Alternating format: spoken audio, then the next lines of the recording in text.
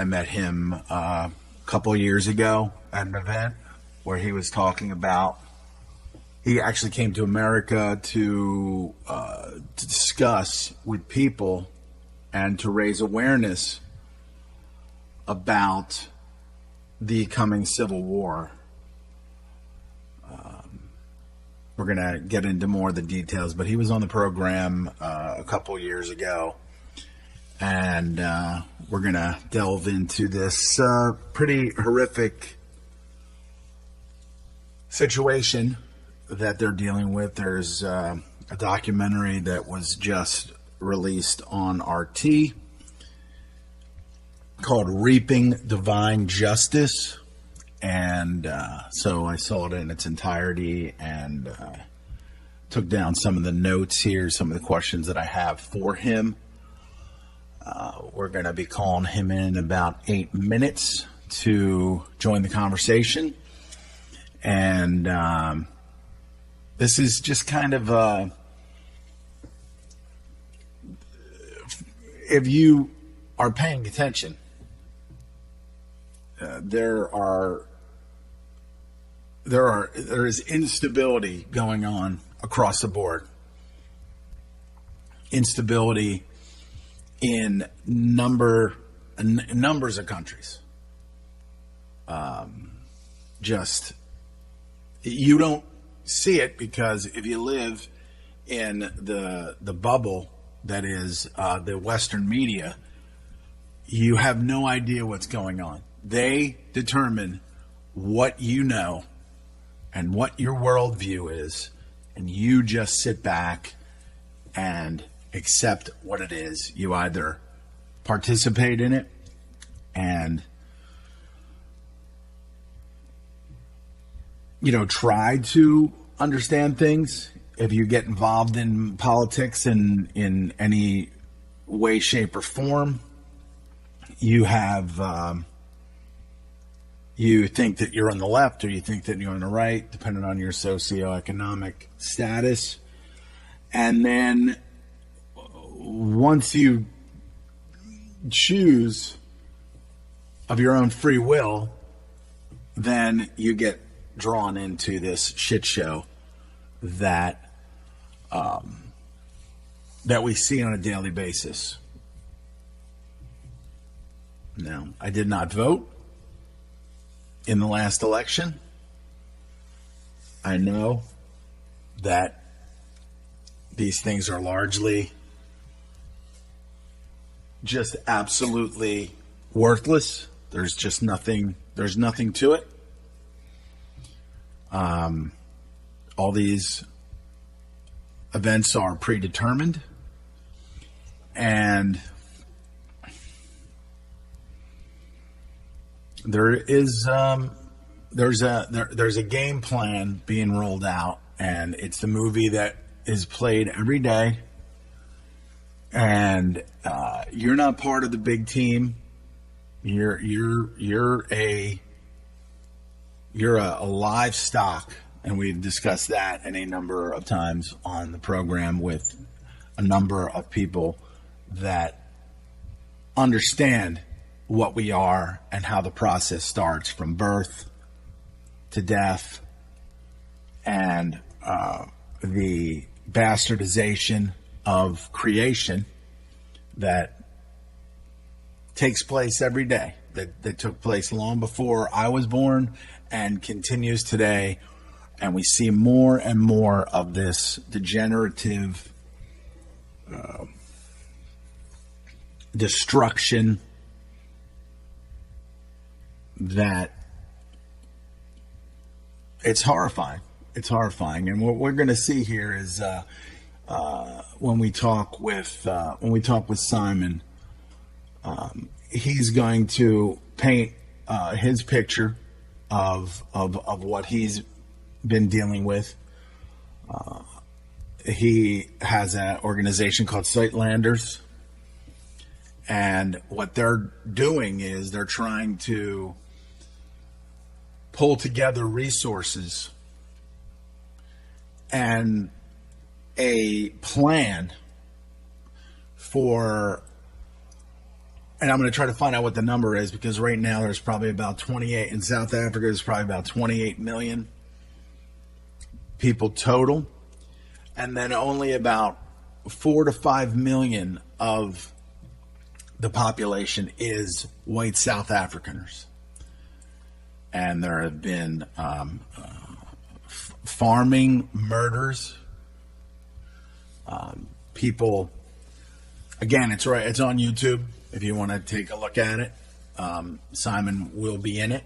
I'm going to get his take on it when we communicated. He said a few things that were, I guess, anytime that you participate in a documentary, you're going to hope that certain things get in there when it's coming from your standpoint, from your viewpoint. You're going to hope that they're going to emphasize certain things. I don't know if they emphasized enough. They just kind of pointed out I want to say for Simon that Sightlanders is this organization that they are pulling together to get resources and a military plan for when this civil war it goes into high gear.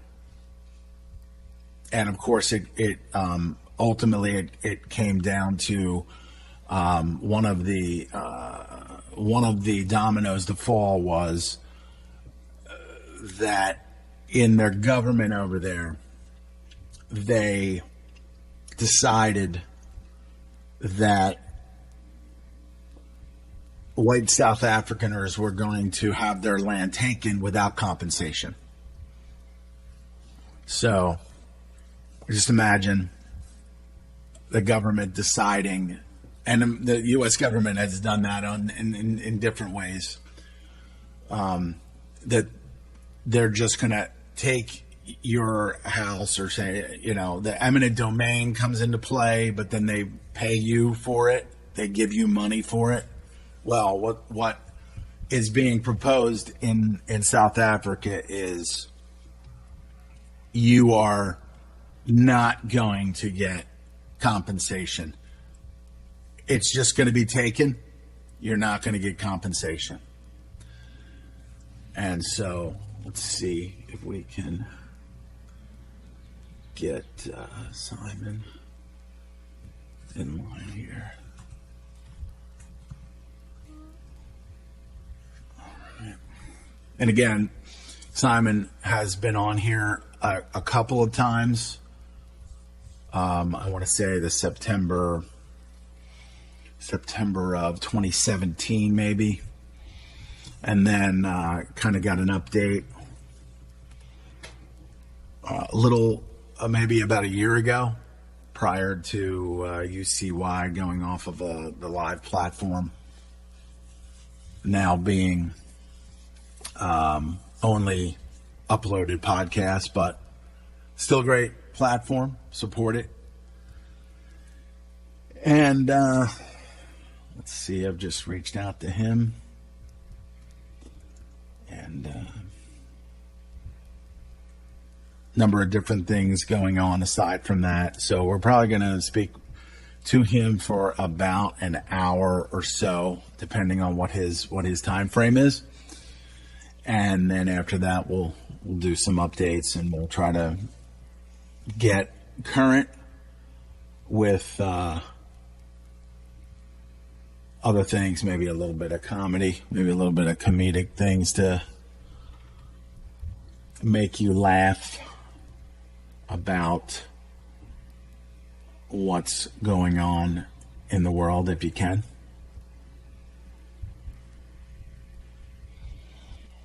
And when he responds, we'll kick in. So let's see what we got here. Great weather app. If you are not familiar with it, if you go to darksky.net,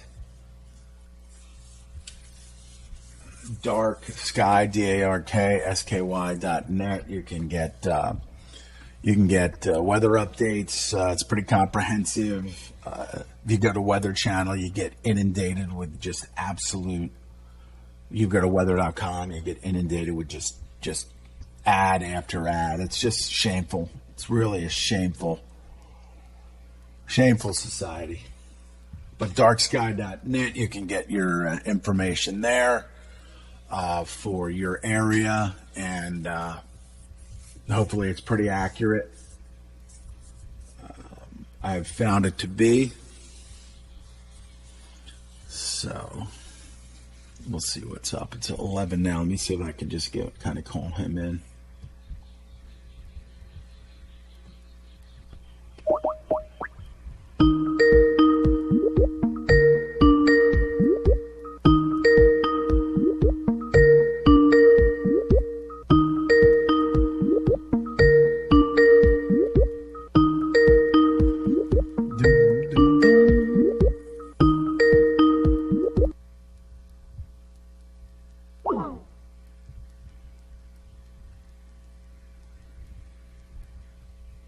Okay, I'm pretty sure it is 5 p.m. there in South Africa.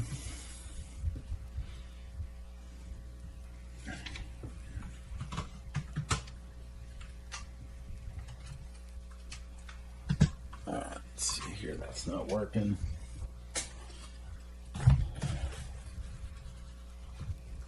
That's not working. There you go. No.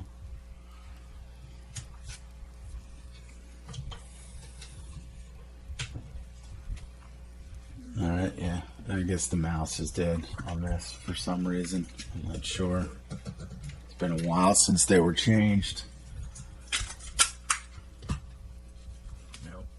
All right.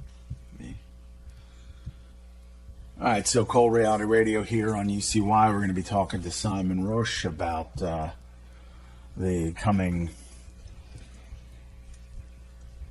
civil war in South Africa. All right, let's see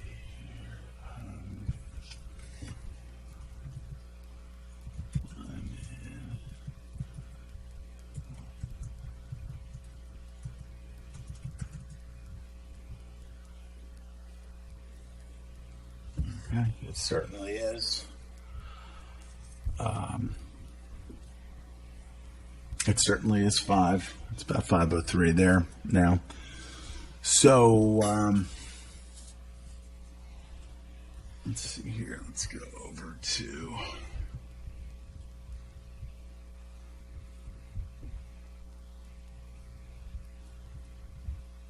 And if you go over to Blacklisted News,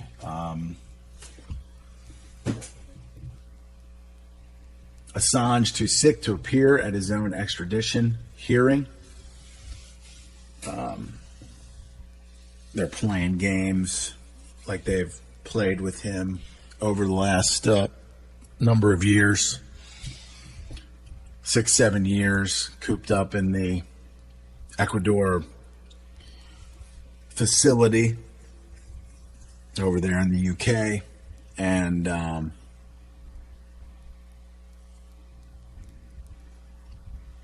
I mean, whatever your take is on Assange, whatever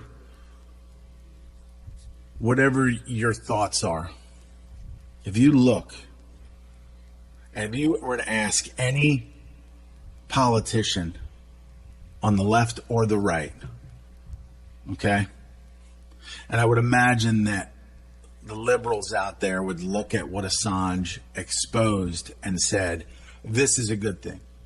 This is good. This is something that really needed to happen, and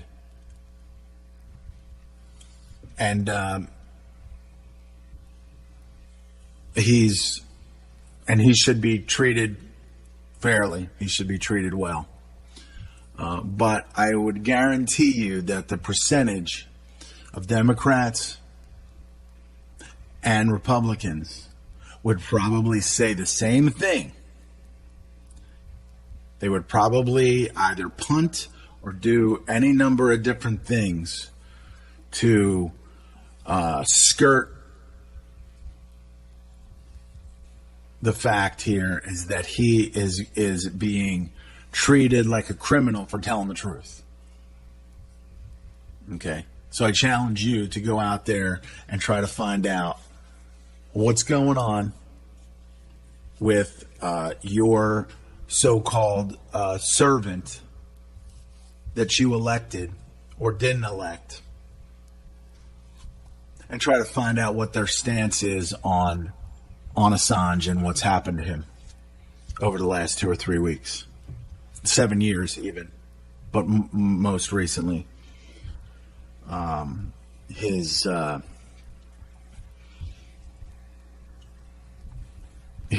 cruel and unusual treatment that's taking place right now, because they want to send him to America, where, I mean, this is big.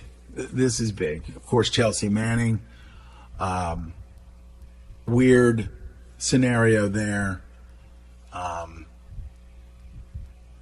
Was Obama said, yeah, you can let her go, and then she is not going to do this or not going to say this or that on command, and then so she gets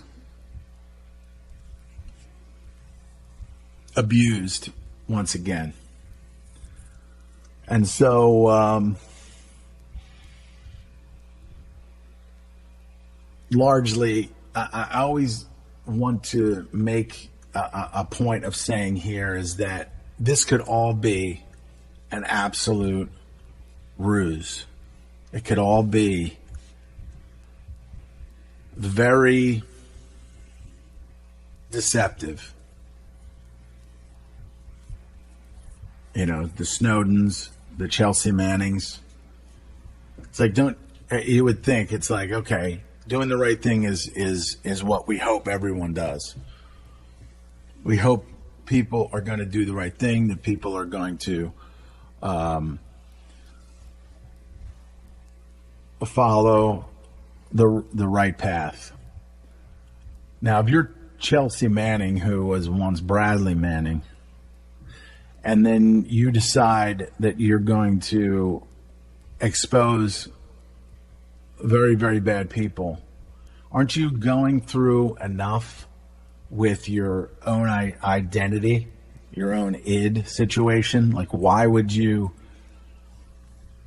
And everybody's got their own circumstances, but like, why would you put yourself in that situation, and then after all this kind of materializes, then be like, oh, by the way, I'm a woman, and blah blah blah.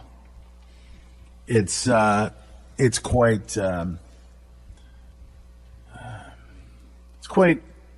bizarre on some level,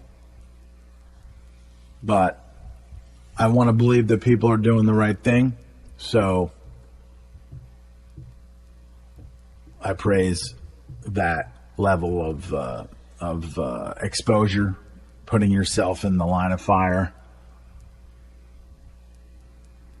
Julian Assange putting himself in the line of fire.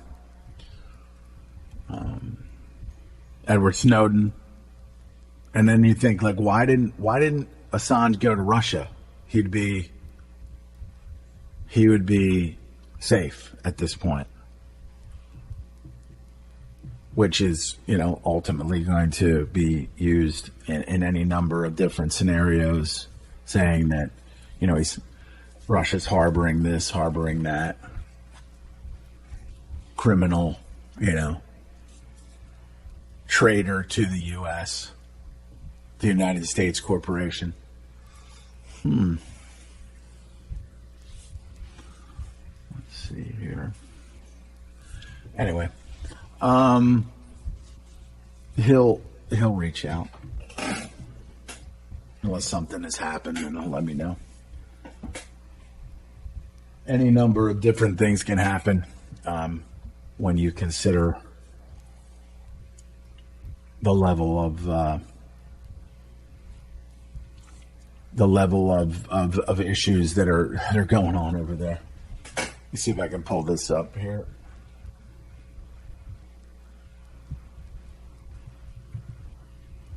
And of course, it doesn't come up. You could go to YouTube and type it in, reaping, and you got to spell basically have to spell the whole thing out just to be able to see the documentary.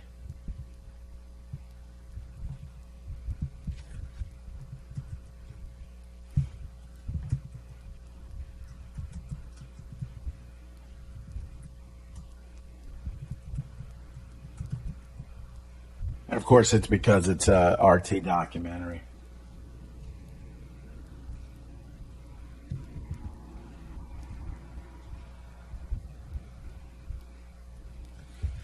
Oh, okay. And then sign in to confirm your age now, because this video may be inappropriate for some users.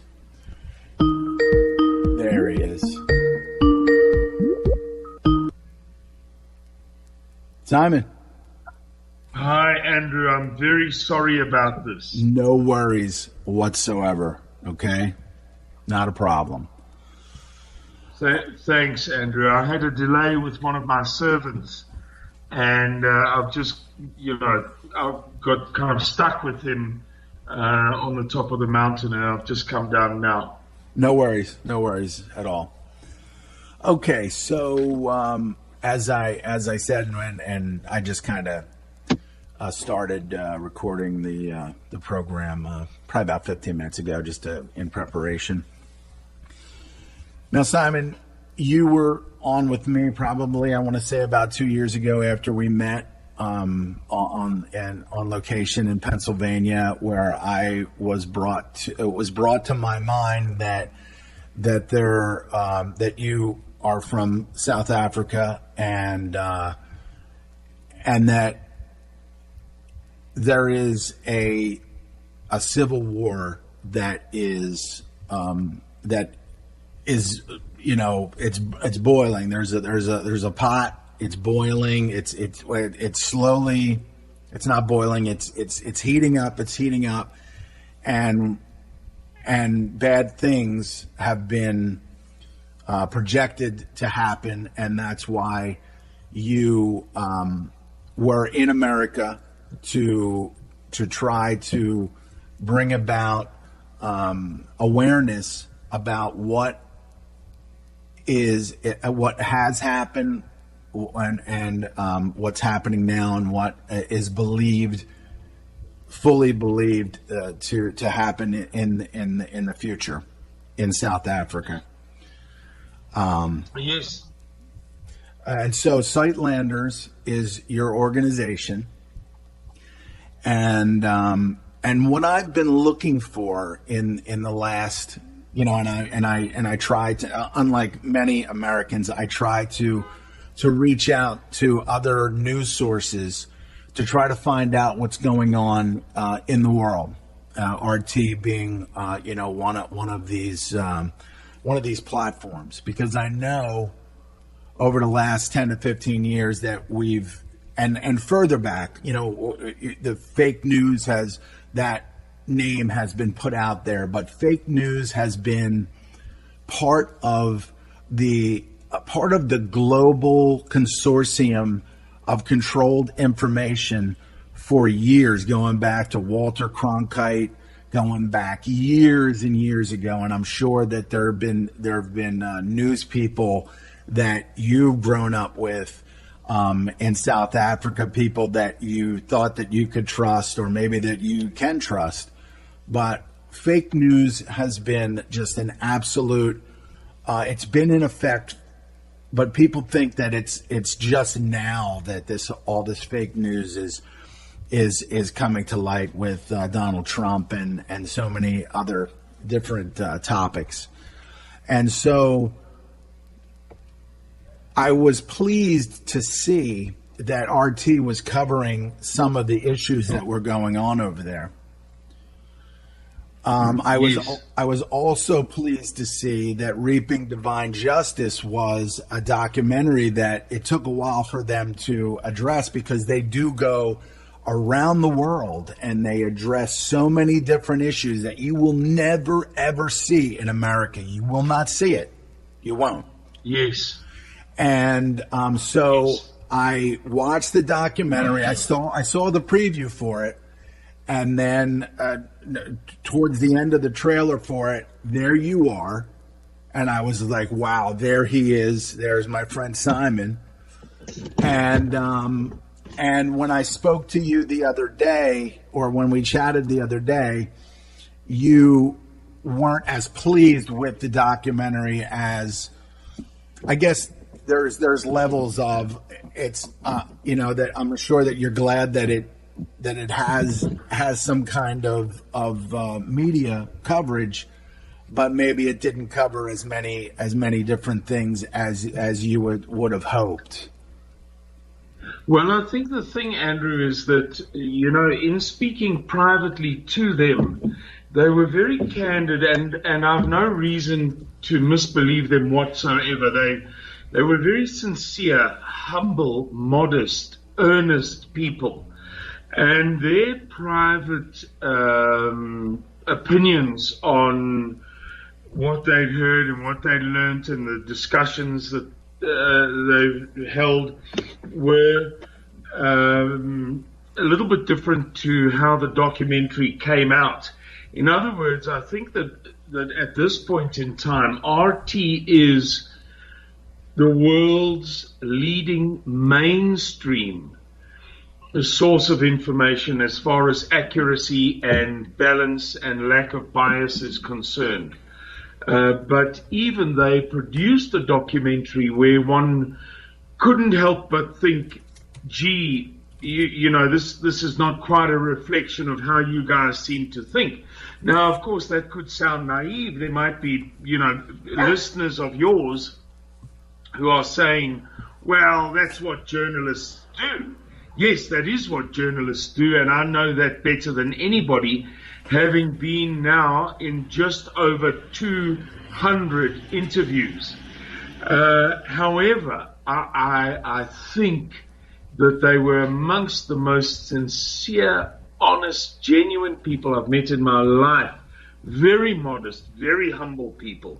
And I think that even they, to some extent, are obliged to deliver a narrative that does not sucker punch the new South African rainbow nation, that doesn't completely write it off, that endeavors to give it some sort of benefit of the doubt, in spite of the fact that the clear evidence, and it's there, we can talk about it tonight, we have spoken about it before, you and I, the clear evidence of the number of farm murders, the decline in the economy, the absolute crisis of our electrical system that is now shutting down periodically because we have one national integrated electricity supply, and so on and so forth. We could talk about this for ages. Mm-hmm. So one finds oneself thinking, gee, man,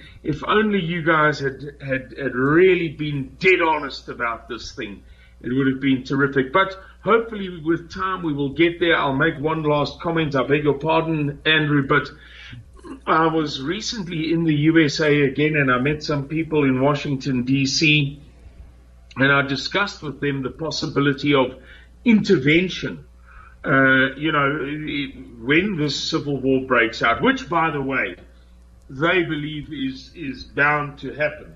Mm-hmm. And they said to me, Simon, the reality is that we can't say negative things about the new South African rainbow nation because it's just absolutely unacceptable in the Western world. So much so that we're going to have to wait until it's too late before we really start talking.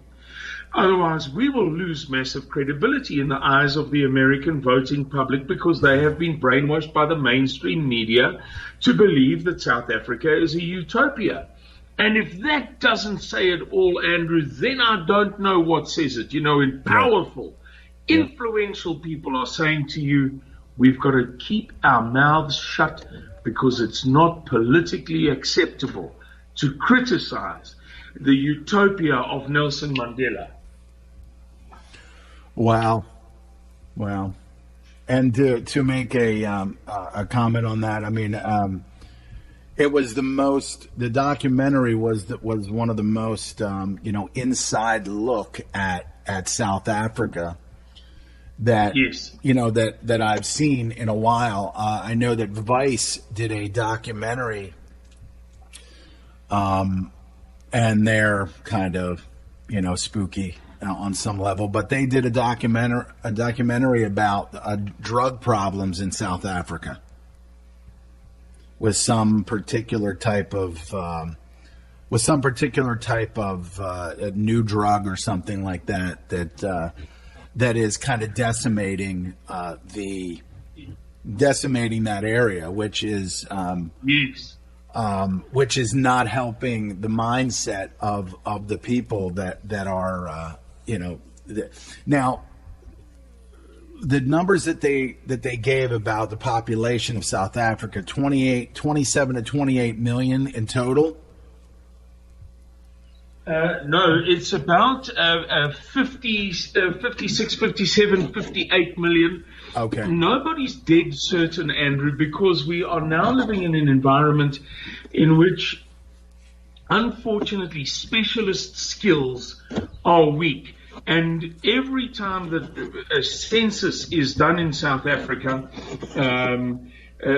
people writing to the newspaper, I'm talking about highly intelligent, educated people who know what they're talking about, who know and understand statistics. Right. And they say that the government has messed up the census again. They can just get nothing right. However, it is around about 56, 57, 58 million, except that last week a report was published, an intelligent report, which suggested that the South African population may now be as high as 80 million. So take your pick of any number in between. And so one of the other numbers of the white South Africaners, it was somewhere around in between like 4 and 5 million. Is that? That's correct. About 4.6, 4.7 million. Again, nobody knows because these idiots can't count to save their lives, but thereabouts, yes. Okay.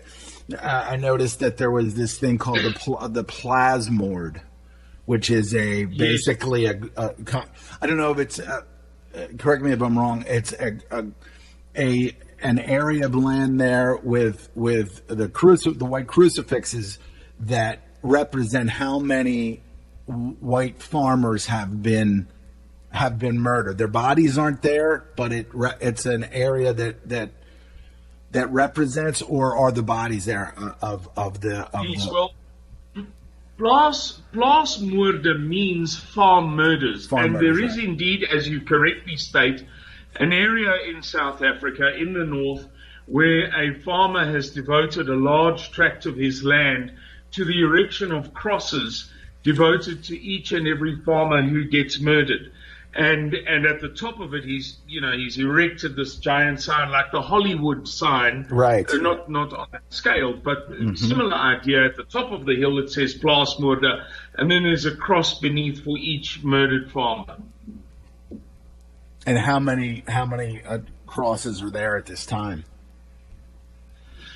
Andrew, it's difficult to say because the government refuses to release the statistics of the farm murders. This has been going on since 2012, that the government has refused to release comprehensive statistics. Last year, for the first time since 2012, and in fact, you could say going back to 2007, they gave the statistics, but they refused to state which of the individuals murdered on any farm is a farmer. So the best way that I can convey it to you is we believe that it's about 4,000 farmers of a total number of farmers of 33,000. Now, That's a very simplified way of putting it. I'm going to put it a little bit more scientifically.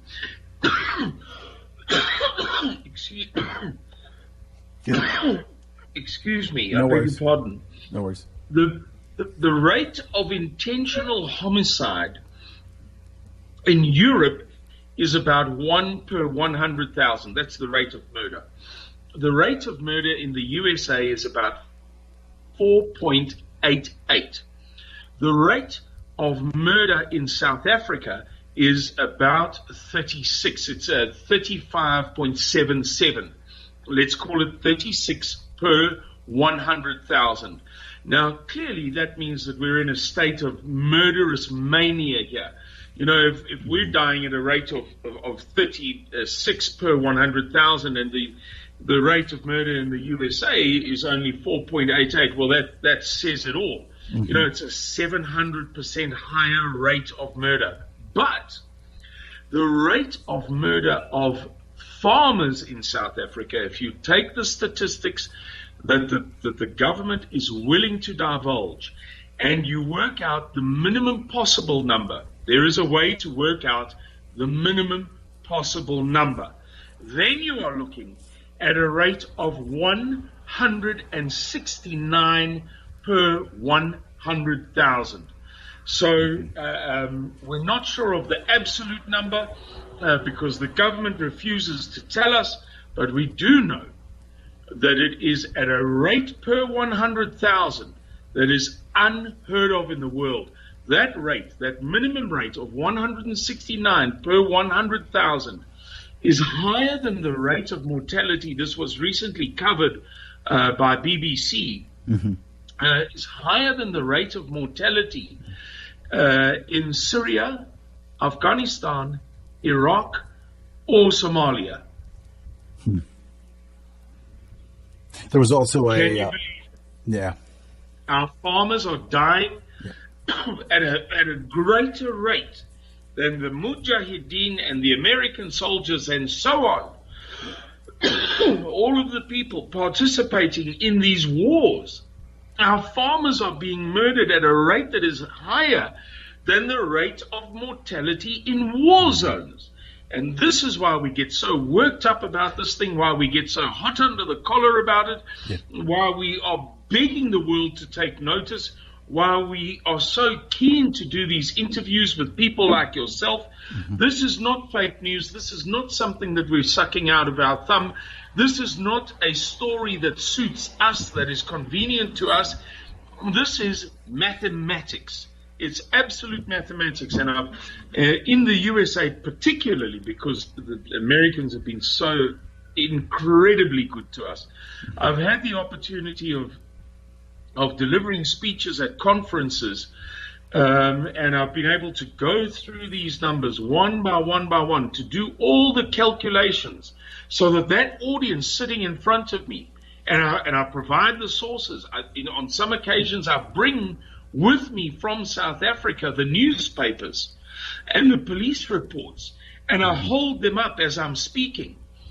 This is mathematical fact. It is a mathematical fact that the minimum possible rate of murder of South African farmers is 169 per 100,000. It's a disgrace. It is a blight on the face of the world. Right. But nobody wants to listen to it because it's white South African farmers. And therefore we thank God, and I don't say this lightly, we are a Christian people who does not take the name of God in vain. We thank Almighty God in heaven for opportunities like this that you're giving me now to spread this word. Absolutely. I'm happy, as I've always been happy to do it. As I'm looking at this documentary and seeing, more of it. Also, there was an Australian version of a documentary or a report that focused on farmers whose man whose mother and older mother and father were killed and tied up, and they were, it was just awful to see that's happening. So this Ronald Lamola from the African National Congress, when he's asked about the when he's asked about the violence and the things that are being that the farmers are saying, he's saying, "Oh yeah, well this is just crime. This is just a crime that is." It happens to us. It's going to happen to them. That type of formula, I guess that he. Yes. And I imagine there's a lot of these people. There was also that one woman who they focused on quite a bit. The Anel, I think her name was. Yes, Zanel. Is how you pronounce it. Although it's spelt Anel, you pronounce it Anele. Yes, from the Black First, Land First organization. Right. And it seems as if now, I mean, with everything that's gone on over the years, and this is happening all over the globe, what they're doing, what I truly believe these organizations are doing, this hidden hand, the deep state around the world, the banking consortiums and things like that, what they're doing is they're stirring up hatred and things of the past that they even took part in, like what happened in the Ukraine in 2014. Yes. They stirred up things and hatreds that they created in the past, that they had a hand in manipulating and doing, and because the public doesn't realize that these events are taking place, and who's behind them, they think that they just kind of happen out of like a normal grassroots bad thing. And so I think part of what you're seeing, and you probably full well know, with the apartheid that was implemented there, that they knew, and I think that they have the ability to say, okay, we're going to reignite the these past hatreds by doing this or doing that. And when these things start to take place, when people start getting cut down, murdered, we're just gonna, just kind of move along and be like, nothing to see here. There, like right now, in Switzerland, Bilderberg is convening, and there's people that are reporting on it. And it seems like, when these billionaires and all these people get together, I think they really truly decide what is happening. I mean, they could truly be giving, on some level, the green light for the situation there in South Africa to take another turn. Well, Andrew, you make a very, very good point. I'd like to address it, but before I go on, I just wanted to say to you, you mentioned Ronald Lamola. This is the fantastic thing, is that these people come out and say that there are no farm murders happening, or that it's only happening to them as it is happening to us, to which we would say two things. Firstly, we don't want it to happen to us as it is happening to you. If within your community, within your society, it pleases you to murder one another before the foot, as it were, don't use that as the reason or the excuse for the same thing to happen to us. Right. It's a nonsensical explanation. Yeah. And secondly, the reality is that the rate of murder in black South African townships is considerably lower than the rate of murder of white farmers, whether they like it or not.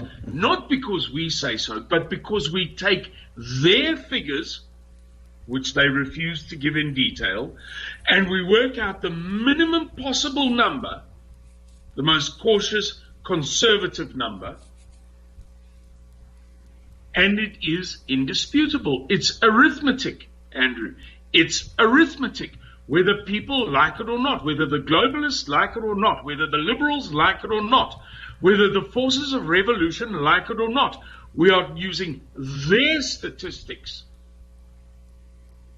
to work out a minimum possible number.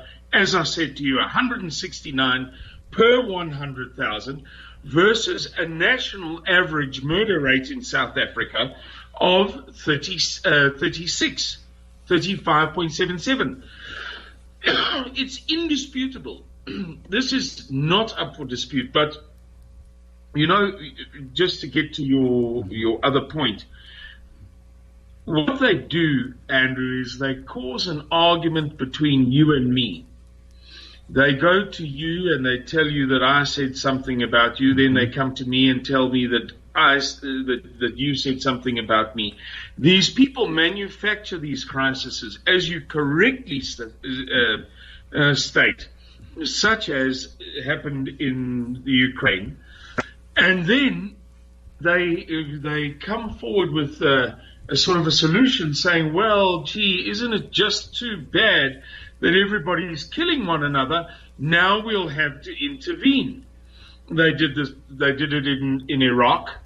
They said that Saddam Hussein is murdering his own people with weapons of mass destruction. They made a mountain out of a molehill. I'm not saying that Saddam Hussein was a benevolent man. What I am saying is that the pretext that they used was a grossly inflated lie. Mm-hmm. They did the same Syria, to some extent, in Afghanistan. They certainly did it in Syria. Libya. I mean, they sponsored the growth of ISIS. Then they did it again in Libya. And then they come forward and say, golly gee, isn't it such a pity, but we'll have to step into the breach to create peace, to save these people from themselves. You are perfectly correct. It is the people behind the global mainstream media that manufacture these crises. Problem, reaction, solution. Problem, reaction, solution. And if you told me that when I was in the USA, and you are 100% correct. They create the problem, but they're oblivious. They're oblivious to it because they don't, a plausible deniability or whatever. But they create the problem, and then they have to go in there and do something about it because they're the ones, because they know that they're going to be the ones that are asked, or they're going to be the ones that are going to say, hey, we'll go handle that situation that we secretly created, and now we're going to benefit monetarily from. Halliburton is going to, get the contract, all of this crony capitalism. And these things have gone on for years. I mean, these same organizations, these same people, and I can't help but think that, all this push that's going towards, war, that everything, all this Russiagate and these things, Mueller, what he said was, we haven't been able to find anything. But then right before he disappears or kind of goes away, the next thing he says is, we couldn't find anything. So it's up to you guys to make something up or whatever.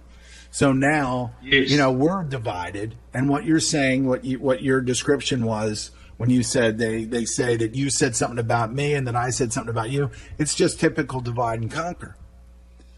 Yes. It's just divide and conquer. It's a strategy that's gone, and then what people will say is, like, why would they do that? Why would they go into Libya, which is northern Africa? Why would they go into Libya and purposefully do. It's an absolute wasteland now. Why would they do that? How would they consider that a success? People would say to me, and I'd say, it's what they intended in the first place. Yes. It's what they intended in the first place. People cannot wrap around in their mind that destruction is success. Yes. If these entities and these dark forces, which always go back to follow the trail of money, follow the trail of benefiting and profiting from people's suffering, if their goal is to, maybe the goal is not for these for the black Afrikaners to take over your land. It's that maybe this system wants them to do it for them, and then after they go, see, and that's the thing, that they're not thinking. If they say, hey, we're going to take your land without compensation, and whatever, God forbid, whatever that entails, and I hope that it never comes to what you guys are preparing for, but at least you're preparing. They don't realize that they're being used as some sort of a weapon, and then if they think that once they move people off their land and take it by force or whatever, then they're going to get wiped out by the people that started this whole thing. So they don't understand it. They don't get that. And when I listened to this Zanel woman, it reminded me of how the college students and people in America and pretty much in the UK and a lot of these so-called civil societies around the world are weaponizing. They're weaponizing college students. They're weaponizing people. They're making people hate. Yes. They're starting a lot of these things. They're saying they're just tools. They're being used they're being weaponized, and that's what I saw when I saw Julius Mamela, and him, at these events, and him, dancing and saying these, singing these horrible songs about, killing. Killing white people. Absolutely. And one of his what was it? I'm not talking about I don't know if I'm paranoid. I'm not. He said something like, "We're not talking about killing white people yet," but basically, it's on the table. It's on the table that we will. And his words were, "I am not calling for the slaughter of all white people, at least for now." For now. And as the king of one of South Africa's most ancient black tribes, a tribe from Tanzania that came down to South Africa and can trace its roots back to the 1100s, which very few, no other black tribes, none at all, can claim. Mm-hmm. They don't have written records and this kind of thing.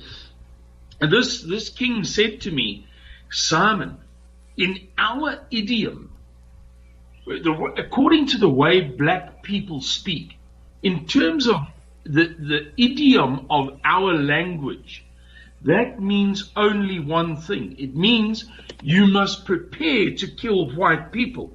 He said to me, "Make no mistake about this. We don't hear anything else.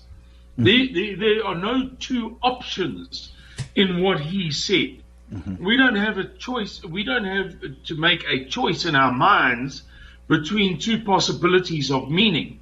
It can only mean one thing." Yes. And I pray to God that your listeners are hearing the import of what we're talking about tonight. Yeah. and I mean, and you've got quite a trail of videos and things like that. So people are hearing and they're finding out.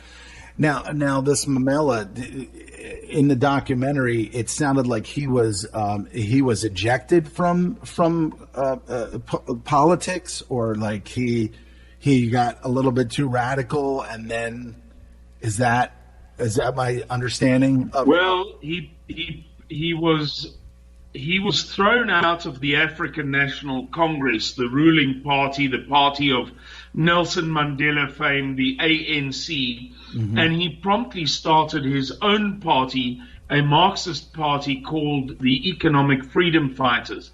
But it has since come to light that the Economic Freedom Fighters was that the whole thing was a setup, that the whole thing was engineered by the communists within the ANC to create a puppet to occupy political territory that the African National Congress could not be seen to be occupying in the eyes of the world. So they create an entity outside of themselves to shadow and shade themselves from what they really are. Because they could, like you said, they couldn't do it themselves. They wouldn't do it themselves because it would look too bad for them. It would expose what they're trying to do.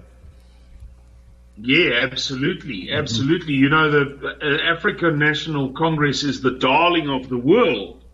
And the African National Congress could not be seen to be the main agitator for expropriation of land without compensation, because that is, blatantly communist. Right. And so they created this entity to pull the overall political narrative further to the left.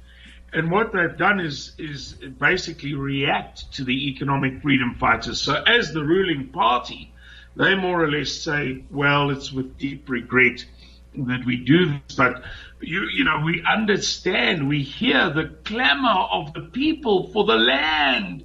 Gee, we're just going to have to follow suit.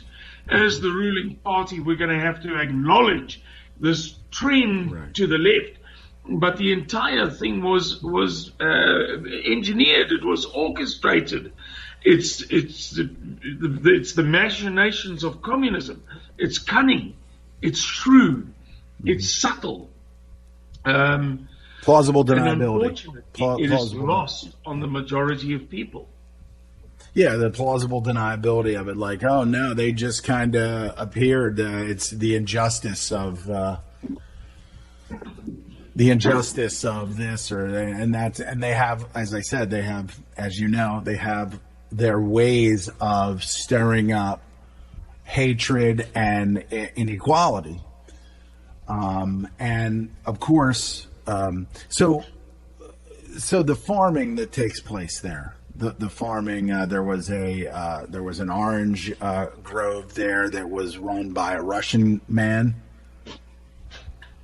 I think in the beginning, because I'm listening, and I was listening to his accent, and it didn't sound like he was, it didn't sound like your accent, and I'm thinking like, is he? And it turned out that he was kind of I don't know, by planting, I mean, I don't mean that, he was put in there on purpose, but there was a number of people that worked on the farm, and they seemed like there was continuity, and the people, the workers, the farm workers, seemed to be happy there, and that they were getting compensated, things like that. What gets created there, the produce and whatever gets created there, how much of that gets exported? How much of that goes north from and to these other communities? Because like when I see like Johannesburg, and when you see a lot of these, some of these communities that I've seen there, they are. It's pretty bad. Like when you look at it, you're like, I can't even imagine how people would be able to live that way. Yes. Well, Andrew, you know, South Africa was once famous for exporting massive, massive, massive amounts of food to Europe. And in fact, until today, there is a phenomenon whereby people come to South Africa and they say, you know, I can't wait to eat a South African apple in South Africa because they're the best in the world, or a South African orange in South Africa because, you know, you can buy them at Harrods, which is the world's most prestigious, smartest department store. And they come here and they're disappointed because all of the best is exported. And what remains here is not of the first class. And that's natural. That's economics. It's a sensible thing. It derives a lot of foreign revenue for us. However, the decline in South African farming over the period that the government bought up, this was before expropriation, without compensation. Over the period that the government bought up white farms and gave them to black people, some of the finest lands in the world have gone to nothing. What was once the world's single largest farm, a very famous farm near Komatipoort in the northeast of South Africa, a macadamia nut farm, now stands almost, well, fallow really. What was the world's largest orange farm, called Zebediela, is now absolutely fallow. Nothing is produced there because they cannot get it right. I live in a municipality in which for 5 weeks, 6 weeks now, our rubbish has not been collected because the municipality cannot get it right to maintain a truck, one single truck, to pick up the rubbish. We live next to, literally, just a few hundred yards away from 240 megawatts of hydroelectric turbines. And a few months ago, we were having 14 hours a day of power cuts. So, you know, you talk about people in Johannesburg, you can't imagine living like that. That's how it is. This is real life in the real world when your society becomes liberal and tends or trends towards something like socialism or Marxism or communism. There are obviously the various degrees of the thing. That's what happens. I've got on my screen at the moment a little picture story of Soviet infrastructure and what have you, and how the people lived. I just brought it up on screen, and you know, those people lived not far from an animal level. You know, they Right. wore crappy clothing. They lived in shoddy houses. The work that they did was shabby. Everything was low and weak and inferior and could barely sustain itself. And that's how it goes, Andrew. And the sad thing is that that's what we would say is happening in the USA now. Oh, yeah. And the reason we would say it is not because we are qualified to pontificate like a pope on, you know, the USA, whether it's right or whether it's wrong, whether Donald Trump is good or Hillary Clinton is bad, but because we've watched this movie before. Yep. We are seeing what is happening in the USA now and in Europe. What occurred to us 40 years ago. 40 years ago, there began this massive mainstream media campaign to undermine the core values of South Africa. And Right. it was accompanied by a campaign which trumpeted the benevolence of the other. Right. So in other words, we see in America now that there's this ongoing sustained media campaign that says that traditional American values are bad, and women should be allowed to have an abortion at any time. Mm-hmm. I saw a formal report on BBC, a formal report, not some kind of spurious, wacky thing, interviewing a woman in the USA who apparently has some voice, some authority, something, mm-hmm. in which she was saying that abortion, as it were, murder to you and me, should be permitted after birth too. Now, right. This is so contrary to the core values of the United States of America as the world knew them, mm-hmm. let's say 40 years ago, that it's unbelievable that such a change could ever have happened, let alone so quickly, that it could ever have happened. Right. So they say that they write disparagingly, slightly snidely about bluegrass music, for argument's sake. They write in these highbrow publications snidely about Alabama and its abortion policy, and all the while they say very nice things, very complimentary things, very tolerant and patient and gentle and flattering things about Hondurans who come illegally into the USA, and Mexicans who are, struggling to get onto the welfare list, and the poor Muslims who've come from Libya who are just trying to live a peaceful life. This is how they do it, Andrew. Yeah.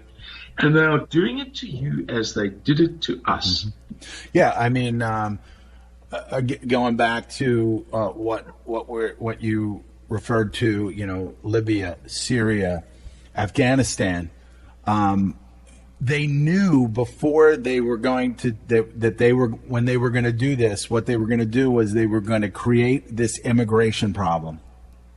They were going to create this migration. That was one of the tentacles of their of the plan, and it was going to. You were going to have Libyan, the North African, the young men, especially the young men. Because if they can get the young men out of these areas, they don't have to deal with young, strong people. Yes. And so, what we're seeing here, and I want to refer to a guy who's gaining some prominence. He's on a number. He's 71. His name is E. Michael Jones. Have you ever heard of him? I have heard of him. Gee, isn't he a superstar? I don't know if you're familiar with his, and I've listened to some of his podcasts. He talks about his books. He talks about Slaughter of Cities. There's one called Slaughter of Cities, and he grew up in the Philadelphia area, and he says with confidence that a number of these cities were part of these plans, these migration plans that ultimately destroyed the continuity of these communities, the Irish Catholic communities. And he says it's because they were going after, Catholicism. They were going after the Catholics and people that had a moral base, people that wouldn't, that wouldn't just, kill their children. And just to slide back to what you were saying about the abortion, what better way to lower a population and get rid of certain groups of people than to get them to murder themselves? To get them to murder their own and have it done as part of you're free to do this, and if somebody tells you not to do it, then they're affecting your freedom. And Jones also wrote a book called Libido Dominandi. how they implemented, how pornography was implemented, and when Israel invaded Ramallah, one of the first things that they did was they started to broadcast pornography over the television and radio airwaves that they took over when they invaded Ramallah. Okay, so in this libido dominandi, he says that if you're being told, like, as a part of a sexual revolution, it's all about political control. So they get you thinking in terms of, sex, your passions. They get you involved in your passions, and then they can control you politically. So he contends largely in any number of his podcasts with any number of people that want to talk to him. And I would love at some point to hear you have a conversation with him and talk about what's going on, over there as well, because I think it would be a very powerful conversation. So this has all been part of, as you know, as part of just a blueprint. We see what happened in Sri Lanka. What does the global news say? Instead of saying these Catholics or these Christians were slaughtered, they called them Easter worshipers. Yes. And I mean, it's just when you listen, and I tied some of these things together. I tied some of these things together in my mind. I knew that they had happened, but I wasn't quite sure of how it went about, what the time frame was, and Jones really kind of filled in a lot of these, these empty spots and these empty, like, how it was done, who did it, like, what was the blueprint. And it was about, Vatican II. It was about, and I've never been, I grew up Catholic, and my father was, my father spoke of, morality. He spoke of things when he saw things that were, he would see music, and he would see the music back in the 60s, the Led Zeppelins and all that other stuff. And he would say, this is exhibitionism. This is,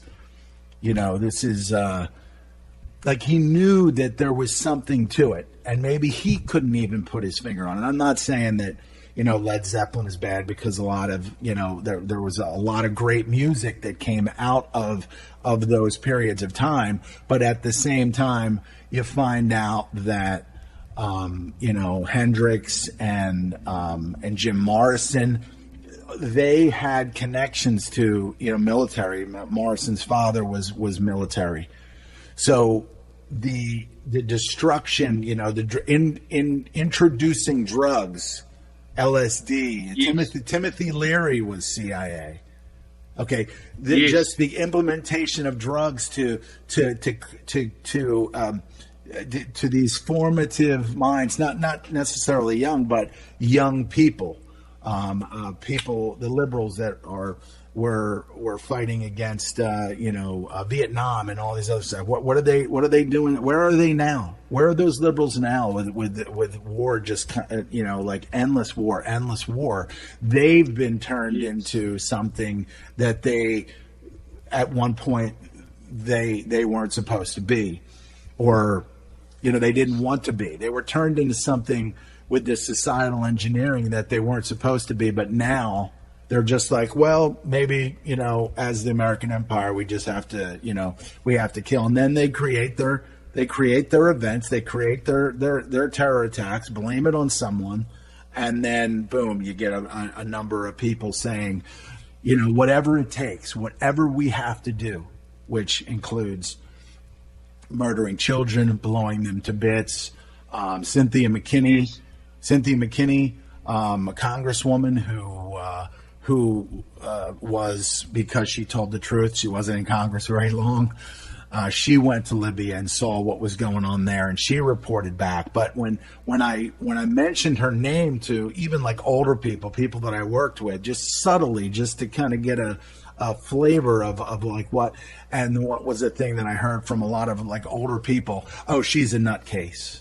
She's a nutcase, and it's like all she's looking for is truth, and she's telling the truth, and and because you listen to this media that whether it's Fox News, whether you hate Fox News, they're lying to people. They're lying to the people on the right, which are more. Yes. And these people are supposed to be Christians. They're supposed to be, and that, they've been able to compromise whatever Christian beliefs that were instilled to them and their parents, and say anything goes. Anything goes. Whatever the government wants to do, they can go ahead and do because we were attacked.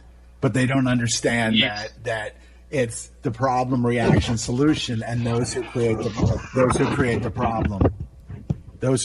problem get to offer the solution, and it's and it's very sad. So kind of went off on a tangent there, but yeah, what you're saying about what's going on in America here. I keep on saying we're on the verge of a civil war. You're closer to a civil war than we are here, but it's almost inevitable because we don't see.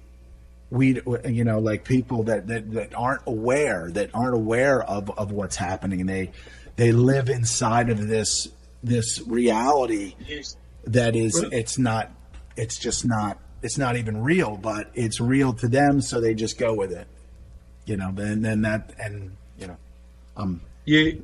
Go ahead. I'm sorry.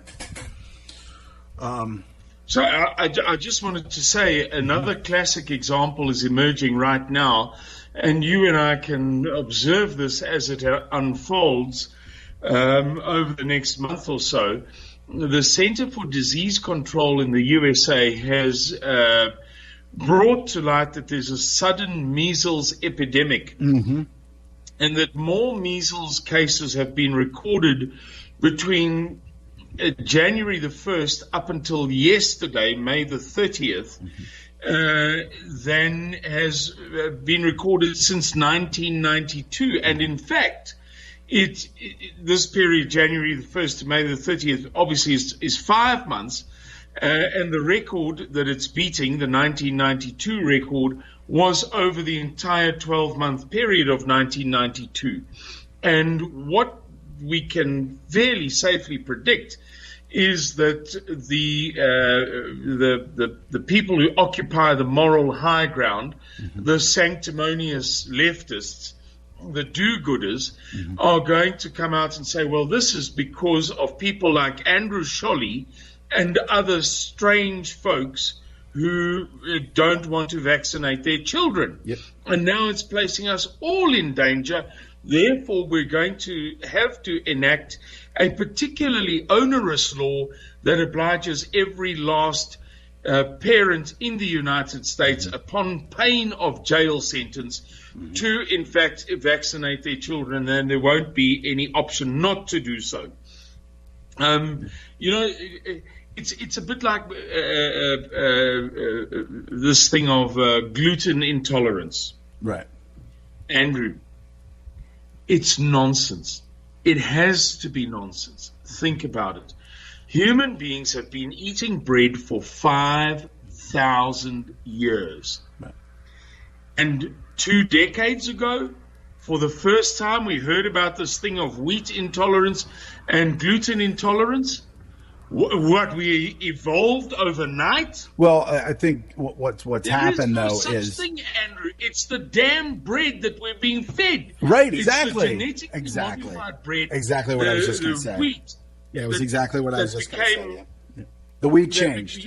It's been genetically modified. They started feeding us around about 20 years ago. And now they're convincing all of us, to eat different food and to do this and to do that and to take special diets and take special pills and so on. When the problem doesn't lie with us. It lies with what we're being fed. Yep. And again, it's that problem, reaction, solution. They feed us poison, we get ill, and then they come along with a solution, like knights in shining armor. And they profit from it, largely. They profit. They create always markets. They profit. The creation of glyphosate and Roundup being put on crops and things like that has had its effect as well. There's huge lawsuits now, $2 billion.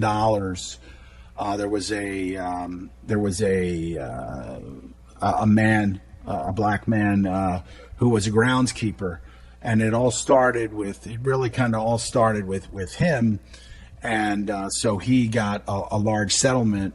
But now the only thing that has to happen is that Monsanto and Bayer, because Bayer bought Monsanto, that they have to just label saying, oh, this might, this is possibly carcinogenic. Okay, so why would you want to, people are horribly uninformed. They have no idea. When you walk into any one of these Lowe's or Home Depot, or I don't know, I'm not sure if you guys have them over there in South Africa, but we have equivalents, not the same, but equivalents. Their shelves are loaded with Roundup, weed killer, all different types of weed killer, all different types of applications for your property. And what people don't realize is that you're weaponizing your lawn, you're weaponizing your environment, and you're going to get sick from it. You're going to get sick from it. But people are like, I don't want any weeds on my, just go out there and pull the weed. Just pull the weed, and then you can spray. There's any number of different natural, I think it's like Epsom salt and vinegar or something like that, where you can spray it on after you pull the weed out, and it will. But people have gotten so lazy in America that they don't even want to just go out there and pull a weed. They just want to spray something on a weed and then have that kind of do the job, have that kind of, fix the problem. And what they don't realize is that their pets are getting into it. I had a dog that died, from exposure to it. And so it really is. I mean, we live in a weaponized world. These same people that are creating any government is parasitic. Any government is parasitic, and if it starts off benevolent, it's going to get malicious. That's just the way it goes. Because this element in society that is, and I think that when E. Michael Jones, the first time that I ever really heard this particular word was logos, and he said it's a Greek word, and it means. It really kind of reflects the proper order of the way we're supposed to be. It's reason, it's speech. It's like we need to be able to help each other. We want to be able to do things that are helpful, because that's gonna come back on us. What and the thing is that what these people that do bad. What's going to come back on them? I don't know whether they're ever going to see it, their souls or whatever, like whatever happens in the afterlife. But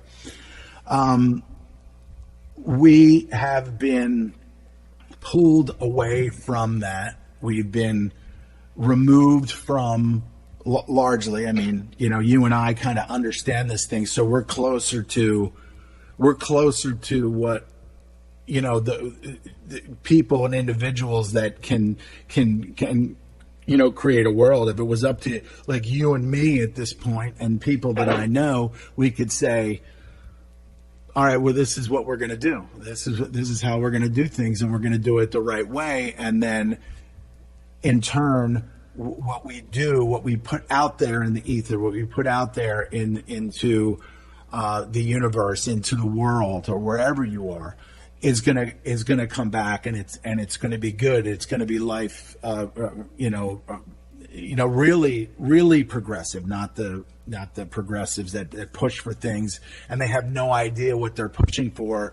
and they believe this lobbyist. Oh, we want to do this, just like all the lobbyists for Facebook and all the lobbyists for all of these for Google that sit in Washington and over the last 20-25 years have largely pushed to get us to the point where we are now, where they're shadow banning people. Like, I had to type, before I got you on the line, I had to type the entire Reaping Divine Justice into the YouTube site and hit enter, and then I saw it. It did. There was no, like, as I was typing it, it didn't. You know how you'll get your suggestions of what you Yes. can check for. I had to type the whole thing in. There were no suggestions. There was no. I hit enter, and of course there it was right at the top of the list. And then when I went in there, and I watched it the other day as I was logged into Google, because they want you to log in to watch certain videos so that they can start getting their algorithms together. Like, how many people actually watch this video about what's going on in South Africa, so that they can throw into the algorithm, like, how popular is this going to get, how unpopular is this going to get. And then, of course, it says sign in to confirm your age. The video may be inappropriate for some users. Now, I didn't see really anything that was inappropriate. It was just conveying information. So if you're conveying information about people being murdered, and what obviously the things that are going on there that you've experienced over the last 20, 25, 30 years or more, somehow that's inappropriate. So we need to know. Yes. We need you to log in so that we can track whether you've watched this or not. I mean, obviously you don't have to log into for a lot of things. I mean, you can watch a lot of videos that are inappropriate, but they want you to log in so that you can view this one. Isn't that highly bizarre? Yes. But not. Yes. But not a surprise. Not a surprise to me that they want to know who's watching this Reaping Divine Justice. And I think it's more tied to, because it's RT, it's a hard-hitting documentary. I think it could have definitely exposed more about, more from your guys. And I think they did. I think they balanced it out. But then, of course, there was things there that kind of focused on, as I said, that Zanelle woman who was just saying, colonizers and things like that. And it's like, the people that you're talking about are people that have just been alive. I mean, I imagine you're probably in my age group, in 40s or so, in that range, maybe Yes. late 40s. You guys, Yes. they're talking about something that happened a number of years ago. And of course, they're being weaponized in the university. I don't know how many high level universities there are there, but I can guarantee, and I'm sure that that there, that there's, and they do it very subtly. Like they'll have a course on something that largely or kind of covertly, puts information out there. I mean, there was a lot of horrible things that happened in the past that should not have happened, but there's no reason that it should, get to the point. And I think largely with the drugs, that Vice documentary that I saw about South Africa and the drugs that they put in there, a lot of these people are they're not at their core. They're not thinking well. They're not thinking normally because they're on drugs. What is one thing I wanted to one of the things I wanted to ask you was, what is unemployment? Are there opportunities there for young black men, for people there in Johannesburg? Like, what is there an IT? Is there a technology base there? Is there, what is there for people to be able to indulge in and be able to, find a way find a way out of poverty, find a way out of, a life that's not that they want? There isn't, Andrew. Mm-hmm. I can't give you a more helpful, sophisticated, elaborate answer than that. There isn't a way out. The country is declining on a consistent basis, and every pillar of our economy is being chipped down. So do you think that it's there is no sign of any change or any improvement? There's no ray of hope on the horizon. And that's why organizations like Saatlanders exist in the world today.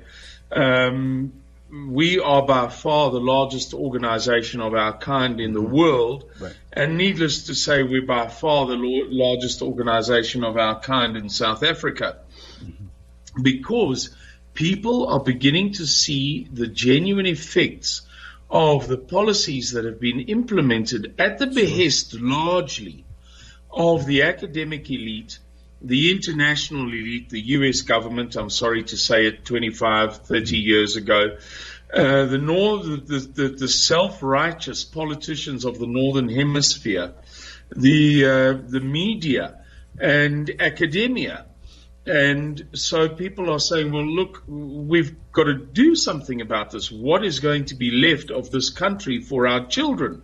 We can't afford to go overseas, or we don't want to leave South Africa. We want to stand and fight for what is right and good. Yeah, and I remember when you were on with Alex Jones. That is a lesson that I hope that you guys learn from us. Yeah. Because although we are far from perfect, and although we operate on a shoestring budget and we're forever pleading for international, for foreign support, for finance, for donations, we plead with people to visit our Saatlanders.org website and to make PayPal donations. Although we are weak in some ways and we're not perfect, in other ways we're getting something right, which you guys are going to have to get right if there is any chance of the progressivism, the true progressivism that you spoke about earlier. Mm-hmm. You will not do this thing alone unless you guys start coalescing in communities of like-minded people that are mutually dependent upon one another. The mutual dependence is a vital characteristic of this thing, and of high trust relationships. You will be eradicated one by one, like a child cutting down poppies in a field or bashing dandelions down in a field. You don't stand any chance unless you begin to unify. And that, unfortunately, is a characteristic of the conservative, true Christian, Caucasian people of the right wing of the United States, which is absolutely absent. There are some organizations that are healthy, but they are tiny relative to the population. Mm-hmm. You know, you could easily say that, let's say IE, for example, Identity Europa, 2 years ago, it was flourishing. Gee, they had 100,000 members or whatever it was. But the reality is that it doesn't count until it's 10 times that big, because your population is 5 or 6 or 7 or 8 times larger. I'm talking about your white population. Yeah. Or 10 times our white population. You know, you need to start coming together. You need to adopt, whether it's a Mennonite mentality or a Mormon mentality or a Shaker or a Quaker, I don't know what. But you need to start learning from groups that look inwards. And that's what we try to do. And when people accuse us of rabid racism and things like that, we say to them, the reality is you can provide no evidence for that. There is no evidence of Saatlanders being an outward-looking racist organization that is committed to the doom of black people. We are inward-looking. we are introspective. We are all about ensuring that we are all about safeguarding the welfare of our mommies and our daddies and our sisters and our daughters and our wives. It's an inward-looking thing. It's about looking at what is good inside of you, what is good inside the people who are like you, what is good firstly in yourself, secondly in your family, thirdly in your clan, fourthly in your tribe, fifthly in your nation. However you want to expand it, but it's your people. The same genetic pool, the same language, the same culture, the same history, the same faith, the same European-derived, Christian-based civilization that has achieved over the past 2,000 years, give or take, something that no other civilization in the history of the world can come close to achieving or having achieved. Very powerful. The reality that you find yourself in at this point, and obviously your other countrymen there. So yes, Suidlanders. That's SUIDLANDERS.org. So SUIDLANDERS.org. If you want to find out more about Simon, so you're the tip of the spear when it comes to Sightlanders, or you have other people there that obviously you're working together with a number of people. Well, our organization was founded by a man called Mr. Gustav Müller, who remains our leader, a very strong man, a very impressive character to meet in person, the kind of leader that, if you guys had guys like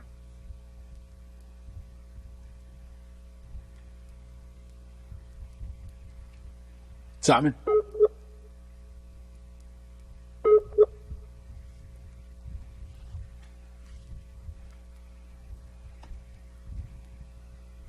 There is a poor network connection.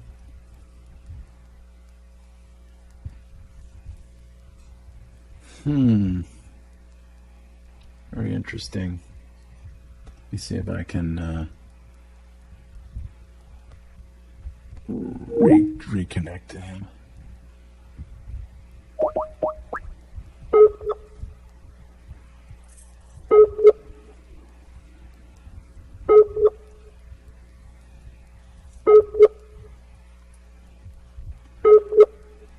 My internet looks pretty good here, but he might be having issues over there.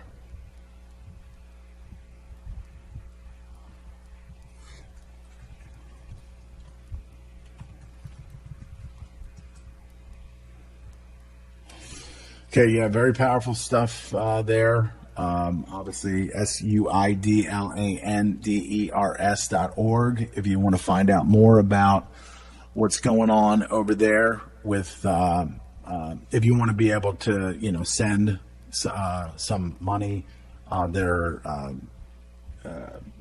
it's an emergency plan. An emergency plan to protect their families, themselves,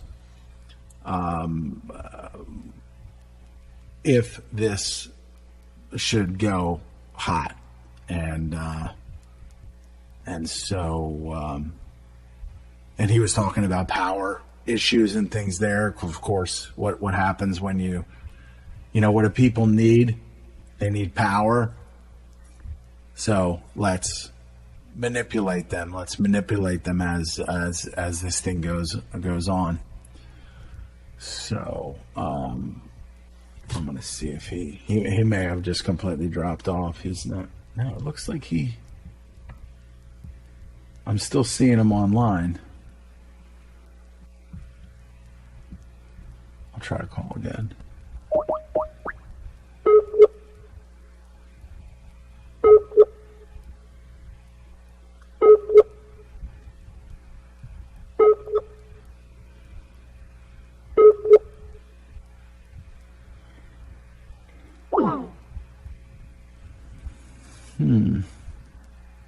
So, okay. So we got a little bit, probably have about 20 minutes or so. So what I'll do is I'll just kind of go into some of the things that I want to go into.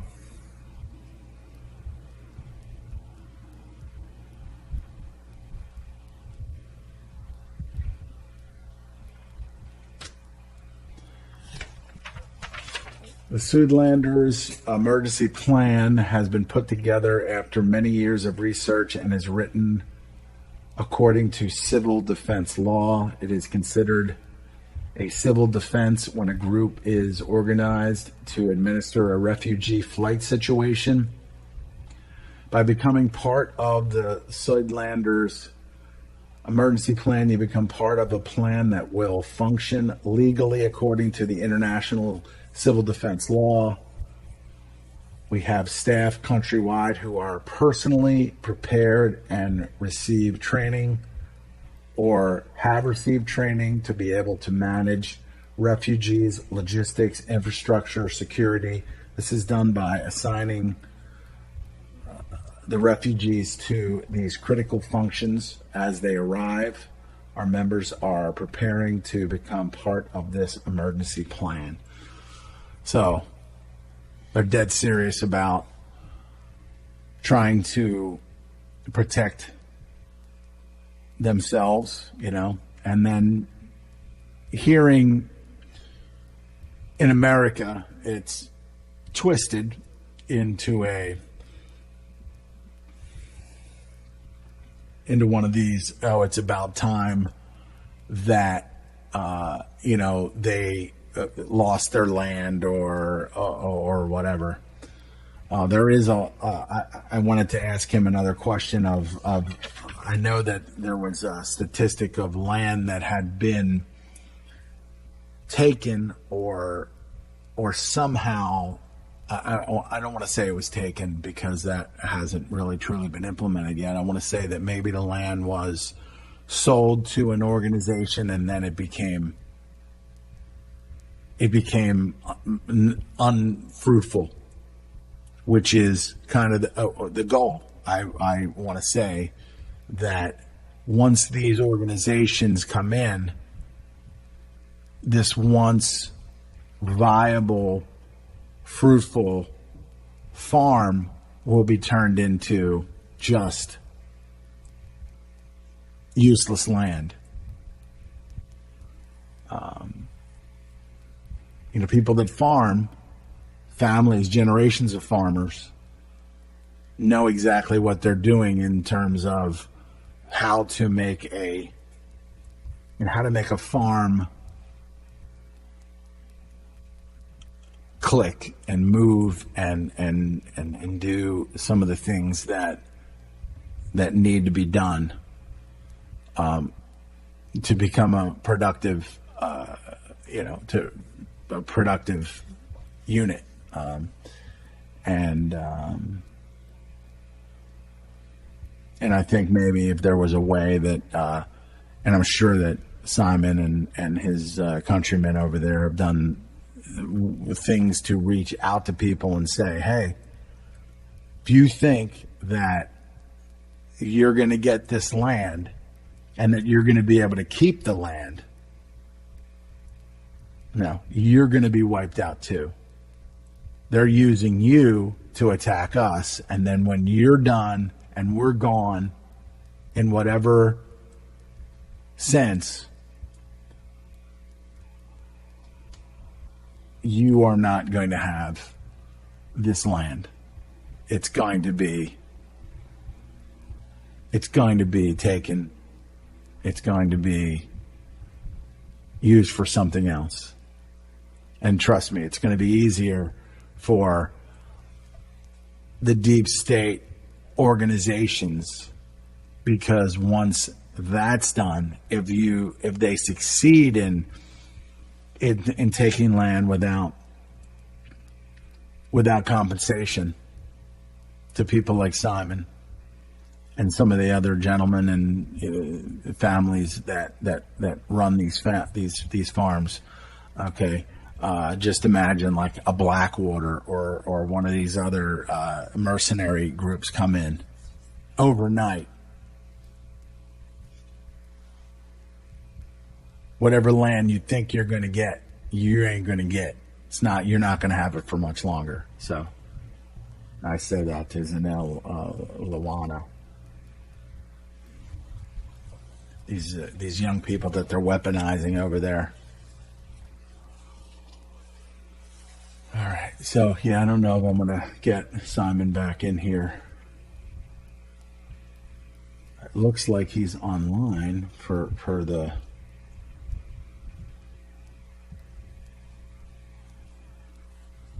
Anyway, I'm going to try to get him. I think he will would benefit highly from getting in touch with E. Michael Jones. Oh, there he is. Okay. Simon. Andrew, I'm very sorry about that. Oh, no worries. It looked like you were probably having some internet issues there. Yes. So you were saying, and I was just kind of reiterating that if ever they get what they want, whatever these organizations, whether it's the EFF or the what is it, BLF?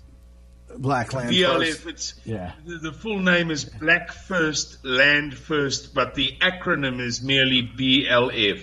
Right, and if they think that they're gonna get those land and they successfully remove people that have been, whose families have been there for hundreds of years, they've got a rude awakening, because whoever's using them to do what they're doing now, they're going to be the next. If they think that they're going to have land, or whatever land that they think that they're going to take without compensation, they've got a rude awakening. So let's hope it doesn't come to you being or your countrymen being removed from the land without removed from the land. Forget the whole compensation thing. It's just one of those things that you and I agreed that there's an outside force that has been working these and stirring up these old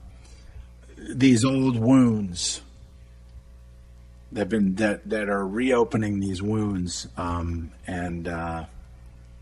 so again, let's hope it doesn't come to any of that, and at least you can say that you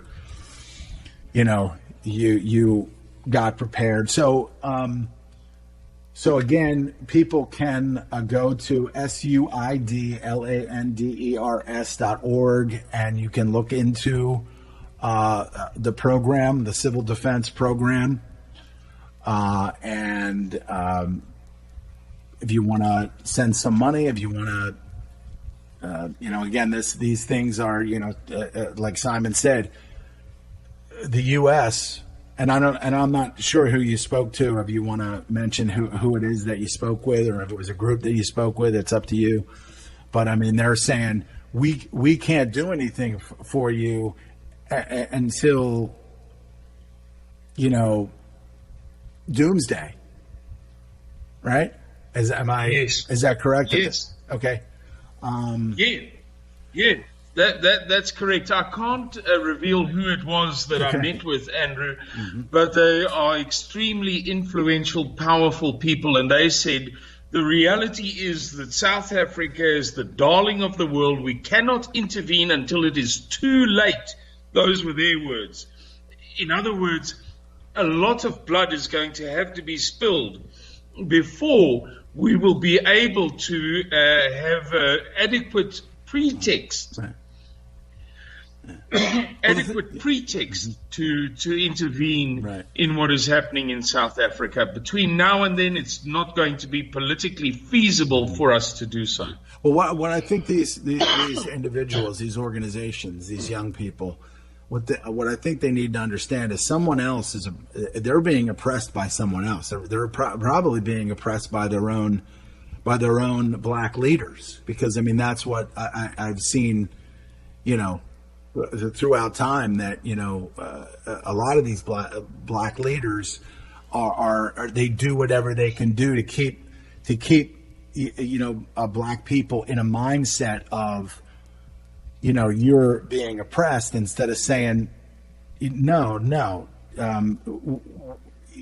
Maybe these things happen, but it's not going to benefit us to look at the past. We have to look forward, but at the same time, with the economics there, like I asked about what the economic, like what kind of path do these young people, do these if there's 4 or 5 million white South Africaners, and then you're saying that there's somewhere around 45 or 50 million in South Africa, like that's a pretty big population that doesn't have, that they don't have economic options.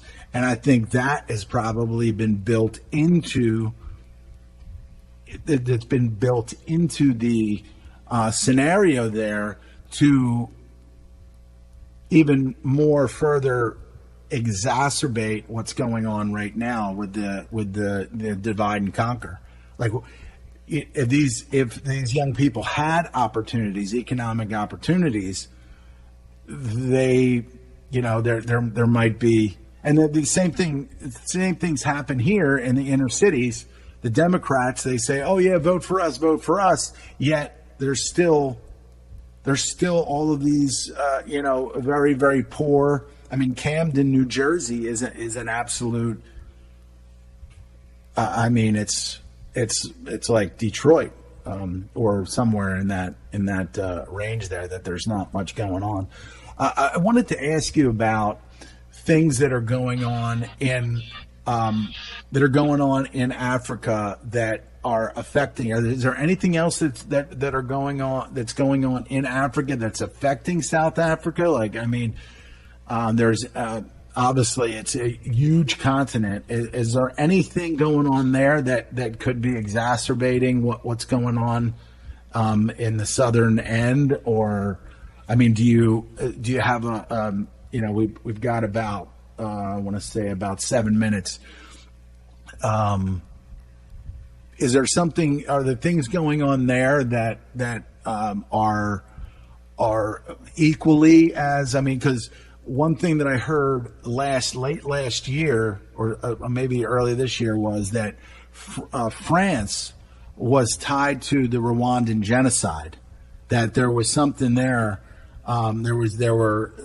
There was influence from France that stirred up the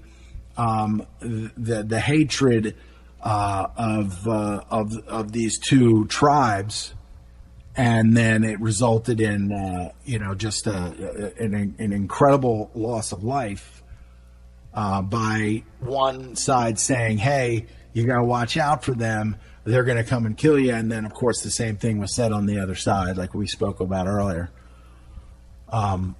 Yeah. What are your thoughts? Well, there are events occurring in in Africa which do, to some extent, exacerbate the problems in South Africa. For example, the political instability and the massive economic implosion in Zimbabwe, which is on our northern border, has led to a very, very large influx of poor Zimbabweans who are frankly helpless, hopeless, and lost. They are not dissimilar to the quality of immigrants that you are receiving from the South. Mm-hmm. The people that you are receiving from Mexico, Guatemala, Honduras, and other places are not the cream of the crop of those countries. They are the poor and dispossessed. They are those who can do nothing else but come to the USA and become laborers and so on. And so we have that phenomenon in South Africa from Zimbabwe and to some extent from our northeastern neighbor, Mozambique. We've also received an incredible influx of Somali immigrants, particularly in the Western Cape, around Cape Town, practically the southern tip of Africa. There are thousands, tens of thousands of these people coming in who cannot read and write at all, or certainly very poorly, who don't have skills, who don't fit into our society because it's completely alien to them, completely different to where they come from.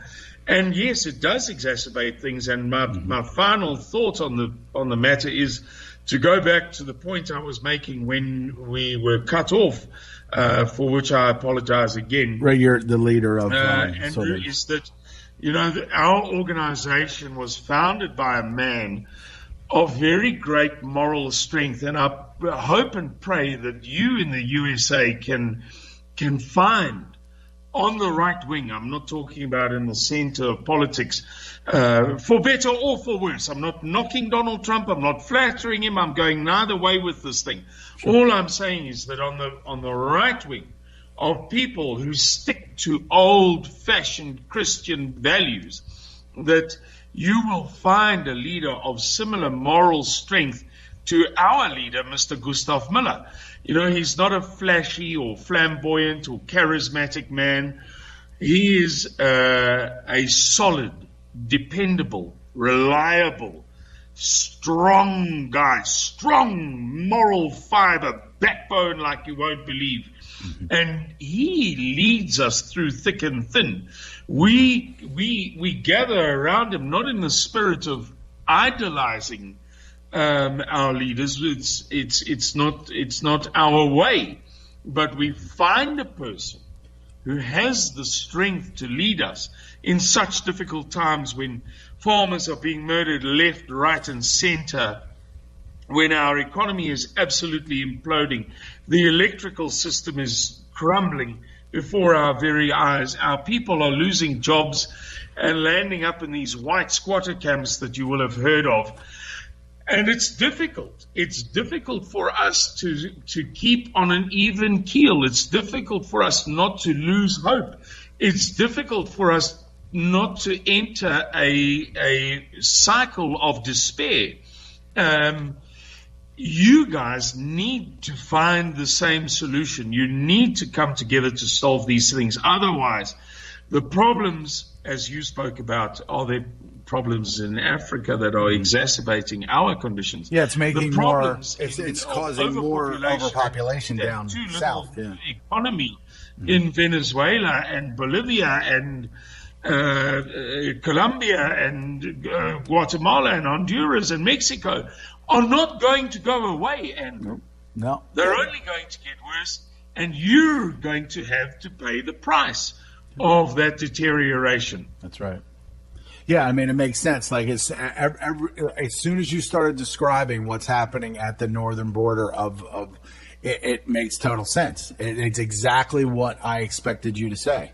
That there is unrest there, and it's causing migration down south. It's a blueprint. It's happening by design. It's happening by design. So we got about a minute. I want you to stay on the line after I end the recording. I have like a certain time frame of the program that I can upload. So we've been speaking with Simon Roche of Sightlanders from South Africa. And go to SUIDLANDERS.org to learn more about what's happening there, and how you can help.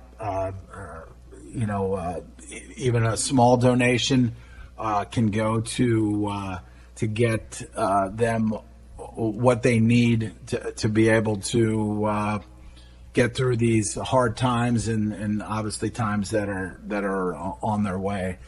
So this will be uploaded there. Yeah.